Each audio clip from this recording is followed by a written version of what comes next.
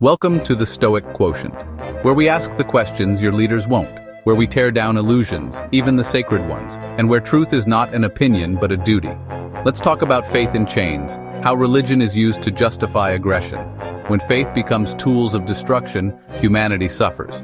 In this searing episode of the Stoic Quotient, we expose how spiritual language is hijacked to justify war, silence dissent, and sanctify oppression.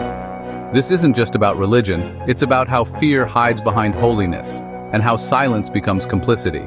If you've ever felt the ache of watching love twisted into aggression, this is for you. Faith is meant to liberate. It was born from the longing for meaning, the hunger for peace, the desperate need to belong to something eternal. But in too many corners of the world, it cages. It chains minds instead of freeing souls. It is used as a lever of power, a curtain to obscure cruelty, a license to judge and divide. Instead of healing, it haunts. Instead of unity, it breeds exclusion. When faith is exploited, it becomes the prison guard of the spirit, demanding obedience over understanding, punishment over compassion, and silence over questions. True faith uplifts, but counterfeit faith suffocates under the weight of control masquerading as righteousness. It justifies aggression with sacred verses, turning conquest into mission. It silences grief by branding it as weakness, demanding stoic allegiance to doctrine over the messy truth of sorrow. It blesses the suffering on hands too proud to tremble, framing brutality as sacrifice and vengeance as virtue. In this twisted theology, tears become heresy and empathy becomes betrayal. The more righteous the claim, the more invisible the victims. And beneath the chants and rituals, the carnage is made holy, hidden behind incense and scripture, unseen by those who've traded their eyes for blind faith. Across history, crusades weren't born from evil men. They were born from men who believed they were right. They quoted scripture. They wore robes. They smiled while destroying villages. Because when aggression wears a halo, even perpetrators of aggression look holy. It no longer appears brutal or wrong, it's draped in divine justification. Once blessed by the sacred, atrocity becomes invisible. We stop questioning it. We stopped grieving it. We stop seeing the exposed wounds. The robe becomes armor. The pulpit becomes an agent of fear. And the crowd, convinced of their moral high ground, chants for destruction as if it were salvation. In this distortion, evil doesn't have to hide. It gets canonized. That's how humanity is lost under the disguise of devotion. We don't question it because it sounds sacred. The language is cloaked in reverence, wrapped in the cadence of tradition, echoing with the voices of ancestors and authority figures alike. It's whispered in temples, shouted in parliaments, and embedded into lullabies and laws. The very sound of it disarms the mind, bypasses logic, and sinks into our subconscious as untouchable truth. To question it feels like blasphemy, not just against religion, but against identity, family, and belonging.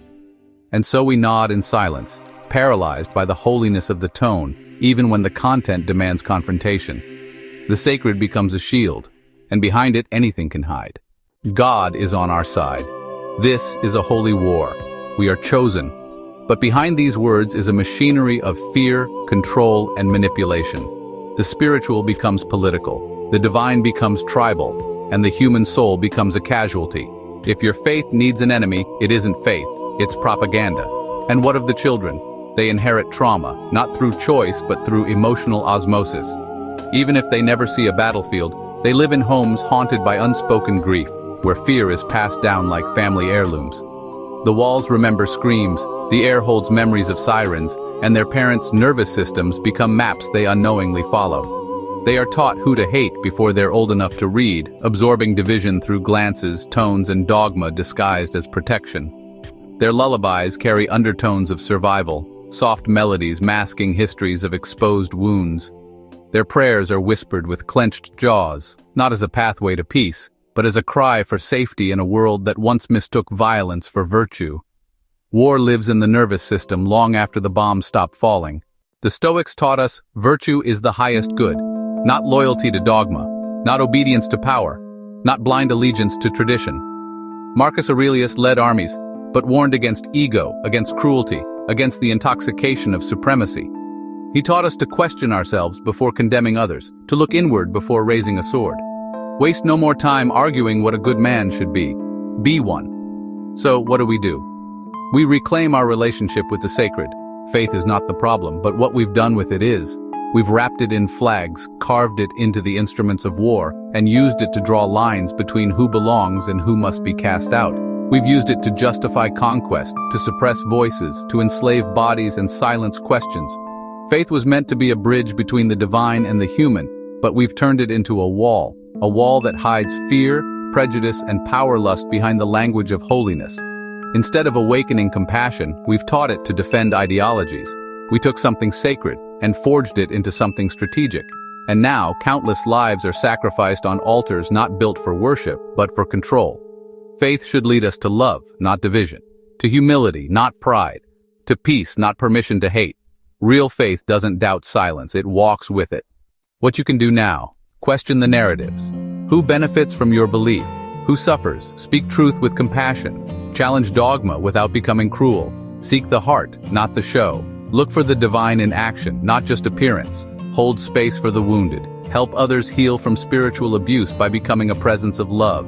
This is the Stoic Quotient, where philosophy meets fire, where courage means questioning even the sacred, and where peace isn't passive, it's chosen. This conversation continues in the next video.